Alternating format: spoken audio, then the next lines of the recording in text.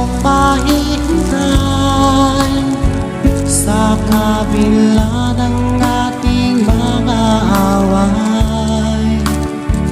Kung sakaling ayaw mo na sa akin, ibig ko patuloy kang mamahal.